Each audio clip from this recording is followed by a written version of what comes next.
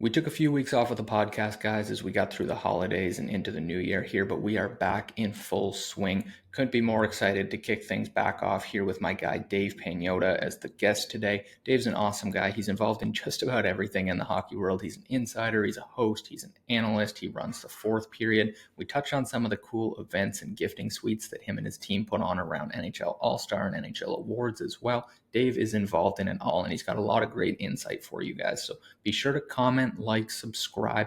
We're trying to get more views on the full-length podcast here in 2025. The clips do great over on social media, but you guys here watching the full episodes, you guys mean the most to me. So very much appreciate you all taking the time to watch here and bearing with us as we kind of workshop the podcast to get things back going here. But we're super excited to share with you what's in store for 2025. Now, let's kick it over to Dave. Welcome back to another episode of the Working in Hockey podcast. I'm your host, Nick Bowins, and today I'm stoked to be joined by my guy, Dave Pagnotta. Dave, people know you as the president and editor-in-chief at the fourth period. They know you from SiriusXM NHL Network Radio. They know you from NHL Network. Talk to the people about what a day in the life is like for you right now. We're in the heart of the season here in January. You're a busy guy. Shed some light on the life of Dave.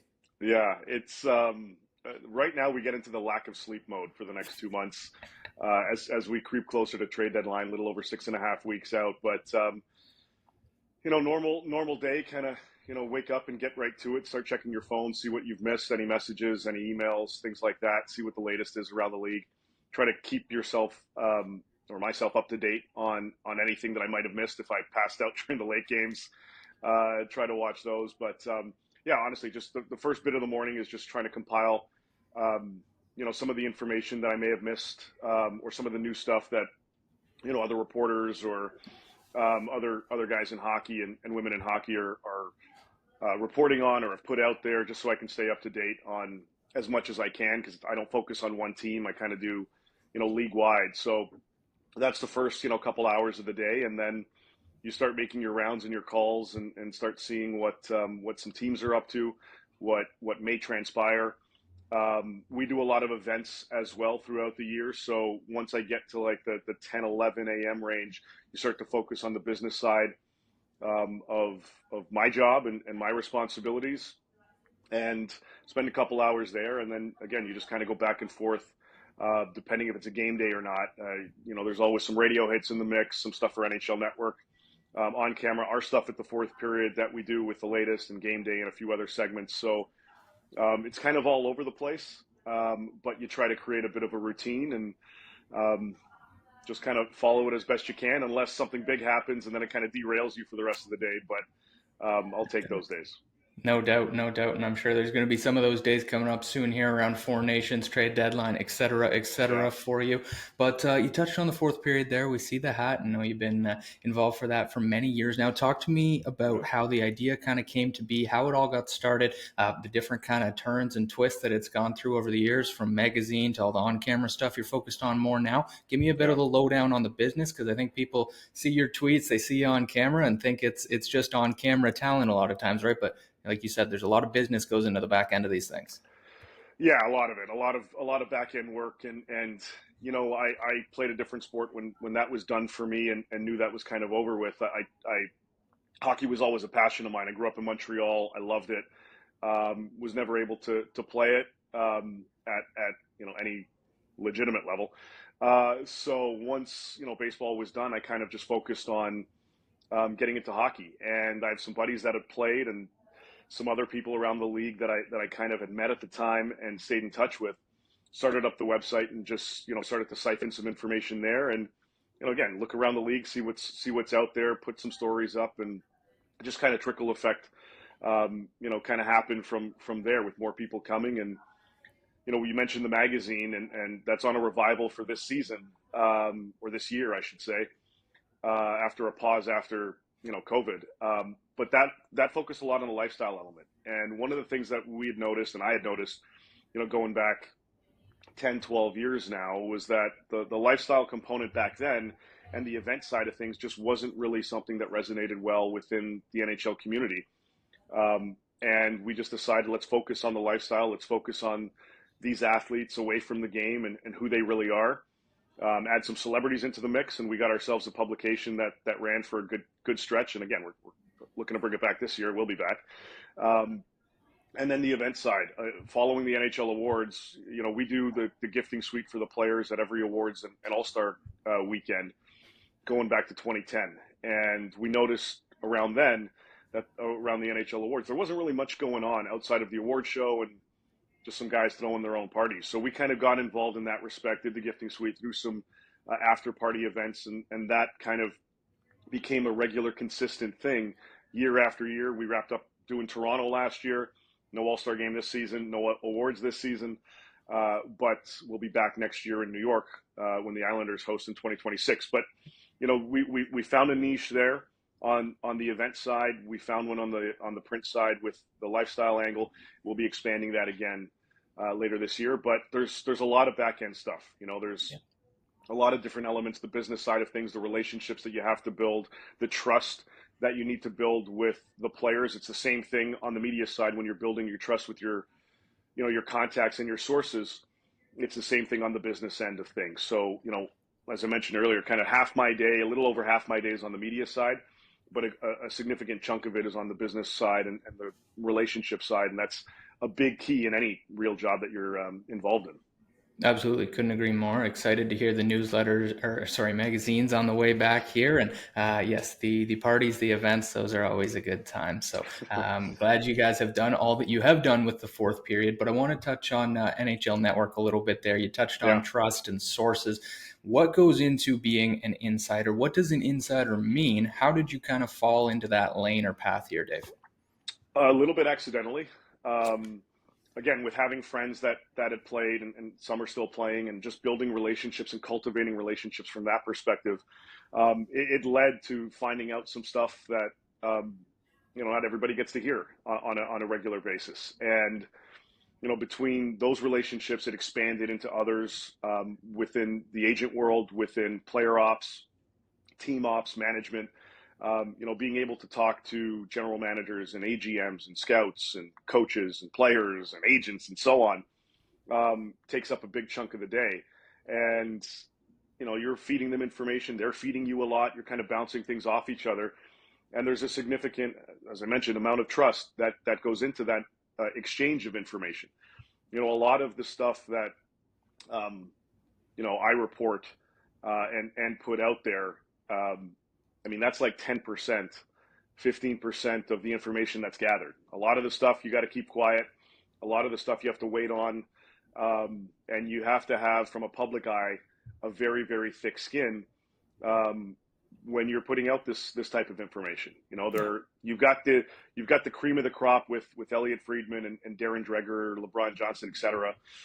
Those are the guys that are likely, to break the trade once it finally goes down. But a lot of the information that I get to the opportunity to report on is kind of the lead up to that and where things are going. And, how are those conversations developing? What's happening with players? We're dealing with JT Miller right now all over the public spectrum.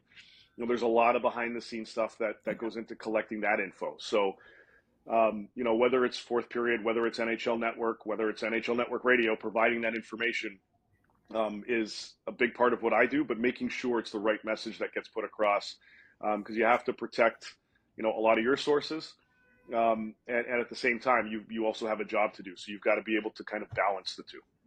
Yeah, super interesting. And you touched on kind of just a fraction of stuff that you hear gets put out there. I think the perception online is always like, oh, they hear something and they rush to tweet it, right? But there's a lot of kind of, like you said, protecting your sources, vetting the information, all that stuff that goes into it. How much, and without naming specific names of other insiders and stuff, but how much are you guys, talking about things with other reporters, insiders, hosts to kind of, vet your sources, talk about things, understand if what you're hearing is right? How much of that goes on behind the scenes?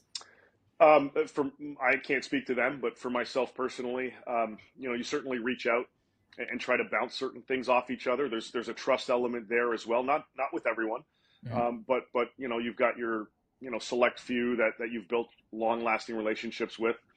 Also understanding that in a sense it's the competition, so you want to also you've got to kind of guard yourself as well, especially guard the information you're giving out, because when you're that entrenched in it, it's not that difficult to kind of connect dots So you've got to be very careful in how that message is being put across and how you're exchanging info. It doesn't happen all the time. It's not a regular thing, but on the bigger type of stuff, yeah, you want to kind of bounce things off others and see what's going on. It's the same when you're reaching out to other reporters, other beat reporters, other people that are in different markets. You've built those relationships too, so you want to kind of garner as much information and gather as much information as you can, because maybe what someone tells you helps you down the line in terms of fishing for the right info. The quick to report, I mean, that usually only happens if somebody directly involved in whatever transaction is happening lets you know, hey, 5 minutes, this is happening. We just agreed to a trade half an hour ago. A lot of trades, especially during the regular season, not far from trade deadline, or far away, from trade deadline. Some of these deals get agreed upon the night before. Paperwork goes in the next morning. The players find out at that point in the morning, and that information doesn't really get trickled out until later on in the day. So you have to watch when you're putting stuff out, and then kind of go from there, and just make sure that, hey, this is cool to put out at this point. Yes, no, I got to wait. Fine, I can do it now. Awesome. The immediate stuff is, hey, we just traded so-and-so. Go for it.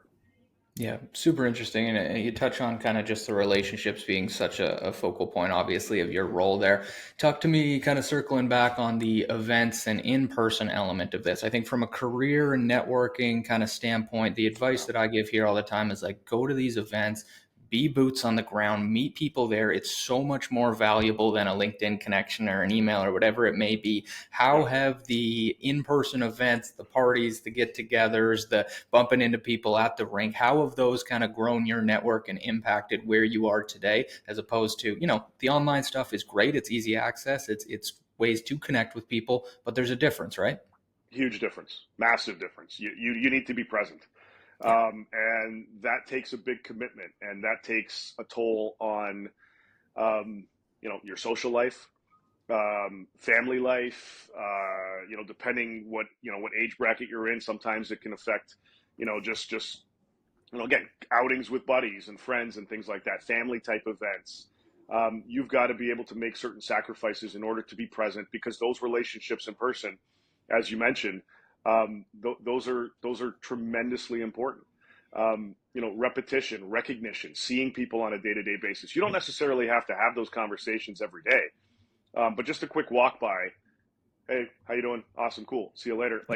And doing that on a consistent level, that repetition is also key. And then, of course, being in those events, having those face-to-face, having those types of the type of communication that you have that's much more authentic and organic than a couple text messages or Zoom calls or what have you. That strengthens a relationship too. We were at an event together a couple weeks ago. Yep. And just being able to talk to you in person and how are you and all of having those conversations, that's vital too as part of it. So on the media side, going to the rink and continuing those relationships, definitely key. On the business side of things, it's the exact same thing. You want to have those types of moments and your time with other individuals, whether they're colleagues, sponsors, advertisers, clients. It's tremendously important to be able to have that face-to-face people relationship. Personally, I think in just about any career. I couldn't agree more. And, social media, email, LinkedIn, again, all these stuffs are great tools to have and to leverage and to give that follow-up. Dave, great to see you last week, whatever it is like that. Exactly. But it's those in-person touch points that, build those long-term, genuine relationships more often than not, in my opinion. Just to quickly add on that, it also, you never know what can come out of that. Like there may be something that somebody is dealing with behind the scenes from a work side of things. You're present, you're first of mind, and they go, hey, wait a second. Let me roll this past you. This may be something that could connect well or resonate well with you. And then, you get that little snowball effect and you've just created something out of just being there. 100%. No, people call that luck, but luck is opportunity when you're in the right spot, right? That's all those things. You get lucky being in the right spot. No, you were there for a reason. You were there, and that's why you're top of mind. That's why you're getting the crack at bat there. back in the day, maybe a young Dave, fresh off the streets of Montreal, he's on the hockey scene now. What was the first trade signing piece of news that you broke? What was that rush? Was it on social media? What was kind of the outlet or the story behind that first big thing that you broke? The first big thing that I screwed up is what comes to mind the most. This was a long time ago. I was a teenager. Yeah. A buddy of mine was telling me, this was before I even really got into this. But there was Tony Amonte, if everyone remembers that. He was getting close to signing with the New York Rangers and put that out there on the website that was happening. And there was an agreement in place, but they never signed anything. Anyway, long story short, it never happened. There was another deal that needed to go down. Team got pissed off. Everybody got really upset that this kind of got out. And then a week later, I think he signed with Phoenix, and I was first on that one. So that's one of the ones that definitely gets the heart pumping a little bit after a few days when things don't go the way that you anticipated it. But that was the first one of a big type of story that ended up being right in another team. But just that one's always kind of stuck with me. Once things really got going, there was the Jason Spezza was traded out of Ottawa, and I kind of put out at the trade deadline or ahead of the trade deadline that he was out there and on the block, and it was very much there was a lot of pushback from the team. But I had other people in the industry message me and call me, say, you beat us to the punch on that one. He eventually got traded later on in the summer. But that's one of the first ones that kind of put out there. I think the GM called me out directly in public, and I don't even know who this guy is and why is he putting this stuff out there? It's not true. Getting that validation from some colleagues was definitely important, as I was just trying to get into that element of the business more consistently, which goes back to what I said earlier. You definitely need a thick skin on any side of the media side, let alone trying to be an insider or cultivate those relationships. The public is, especially nowadays, can be really relentless, and you've got to be able to kind of water off a duck's back kind of mentality. 100%. That's exactly where I wanted to lead next is, with your job, the nature of it, it doesn't matter if you get a deal right, a deal wrong, a deal dead on, or a deal a little off. Somebody's going to be pissed at you because their team just traded their favorite player or cut so-and-so, or this contract's an overpayment. We can get into all the signing stuff because the fan reaction to signings is always just crazy to me, but that's another day. How do you deal with kind of that negative pushback? And again, it's when you get a trade right, you're still hearing negative pushback or signing. Like it's everything you put out there, somebody's going to be pissed, right? Do you just have all your Twitter X notifications turned off, or how do you kind of operate to keep sane within your own brain? I've never had them on. So I just eventually, once in a while, I'll go back and just take a quick peek, and I'll be like, some of the chirps are really funny. Some of them pretty mean. Some of them very, very rough. You get certain threats and whatnot. And you're like, okay. But I just the way that I operate, just from a personal perspective, that crap never really bothers me. If and I have gotten some things wrong. I'm not going to sit here and say everything's been perfect. It's not, and it never will be. You just have to own up to it. And you say, and whether people want to accept it or not, that's up to them. I don't really care.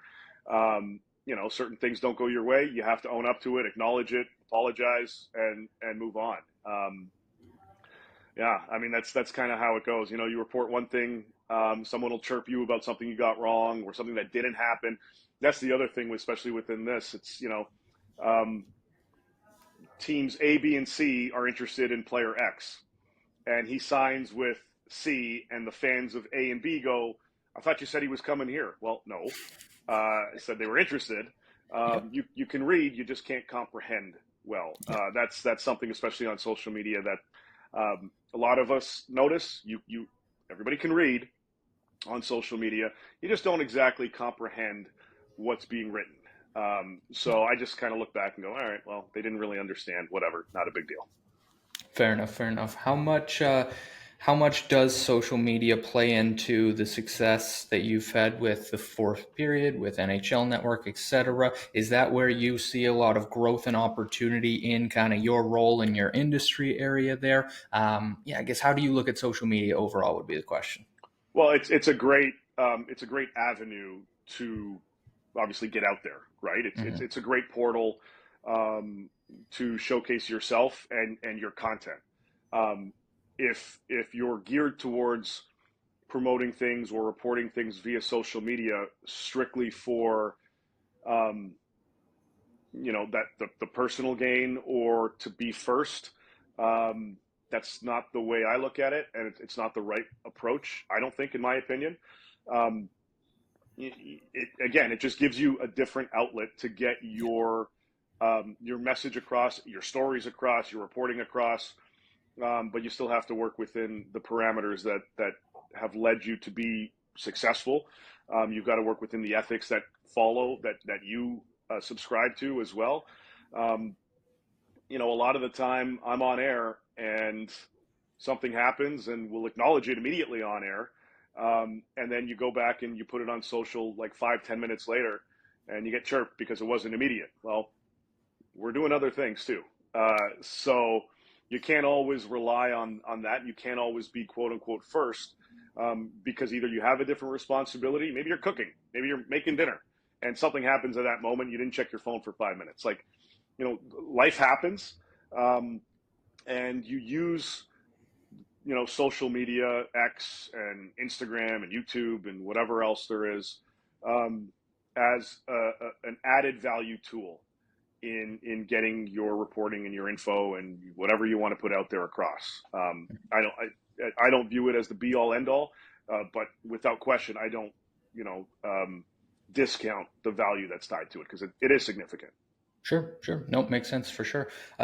Flipping this back a little bit towards working in hockey here, always kind of wrap things up with career advice. For somebody who wants to become the next Dave, or maybe something like Dave, or maybe nothing like Dave, but in the Yeah. insider world, what would you tell somebody looking to get sort of host, analyst, insider reps under their belt today and end up in this role? Yeah, I mean, on the media side or on the business side, whether you want to join a team in management or in marketing or player relations, whatever, um, be persistent, be confident in your abilities. It's okay to be stubborn. I'm very stubborn, and my stubbornness has led to some great things and some not the greatest things. But the whole know your worth kind of mentality goes beyond just the actual phrasing of it. I mean, you've got to understand what you bring to the table and where your strengths are, and have an open mind, have a willingness to learn, have a willingness to expand your horizons a little bit. There's not one answer that I can give you that is going to put you down this path. Everybody's different. Everyone's got their own different personality. But if you've got a goal, or a list of goals or whatever it is, don't be afraid to pursue them. And again, be consistent, be persistent, um, you know, and just do it the right way. Don't be a you know what about it. Go the right path, and if it works out for you, and when it works out for you, awesome, because you're doing it in the way that you feel is the right way. And those opportunities, just like meeting somebody in person or reconvening in person, you never know what other opportunities are Yep. right around the corner. You may have an interview with somebody, you may get to the final round of that process and not get the gig. And a week later, they may call you up and say, hey, we've got this position open. We feel this might be good and better suited for you, or well suited for you. What do you think? And just because one door, and this is all like, there's a lot of cliches and all that Yep. stuff, but a lot of it's true. One door closes, another one opens. I subscribe to that as well. I couldn't agree more. No, they're cliches for a reason, because they apply to everybody, and they're true for everybody. Dave, this has been awesome. I was trying to think of a rapid fire, quick little game to play with you here at the end. Ended with a super creative name called How Many. I'm just going to ask you some questions that involve how many, and you're going to answer as quick as you can. All right. As an insider, how many phones do you have? One. Just one, eh? One. Even I'm on the 2 phone. What are you doing? No, I got the one. I have you said phone. I got the iPad. We have the email and Fair everything. enough. But yeah. Fair enough. As a guy on camera, how many suits do you have? Oof. Too many. 20 something, maybe a little more. Nice suits, we'll say too. Nice suits. Yeah. You mentioned the events. You mentioned you're traveling all the time. Roughly how many flights would you say you take in a season? Oh man, flights. I'm on the road half of, I'll put it this way, 10 to 14 days every month. Once May rolls around, it's about 3. I'm gone all of June. That's too many flights to count. That's what that is. Yep. Another one that's going to be too many to count. How many trades, signings, pieces of news do you think, estimate, you've broken in your career? That's a 4 digits? 3 digits? No. I'd say probably the very low 3s. I think somewhere around that mark, 100 something. Yep. And by just simply doing your job of breaking trades, news, signings, how many people have you pissed off in your career? The limit does not exist. More than one per trade? Not always, but probably a good amount. Probably about 10 people get pissed off a year, like really pissed off a year, and then we rekindle those relationships after. That's the nature of the business. We talked about social media. How many tweets do you think you have? This is the only one I have an answer to. Oh man, I don't know. I've been on this thing for a long time. I don't like 10,000. A long time. Way more than that. 54,000 tweets on the personal. Oh damn. Okay. Yeah, put the phone down. Put the iPad down. Yeah. Last really. Last one for all of our Ontario listeners there. How many years until the beloved Toronto Maple Leafs win a Stanley Cup, Dave? Let's see what happens. If it doesn't happen this season, it may be quite a ways to go. There are going to be some interesting decisions made this summer. I was hoping for a much better answer, but we'll take it. Sorry. Dave, this has been a pleasure. Can't thank you enough for the time here. Tell the people where they can find your work. Yeah, thefourthperiod.com, social media at the fourth period, David Pagnotta as well. SiriusXM, Channel 91, NHL Network Radio, all week on that one. We have our Hot Stove show on Saturdays, and then NHL Network for those who can get the channel in the U.S. All throughout the season, special events, and with trade deadline 6 weeks away or a little over, you'll see this ugly mug a little extra. Perfect. Very much appreciated, Dave. Guys, you've seen him everywhere. You're going to continue to see him everywhere through the Four Nations, through the trade deadline, through the Stanley Cup Finals. We'll see you here next week on the Working in Hockey podcast.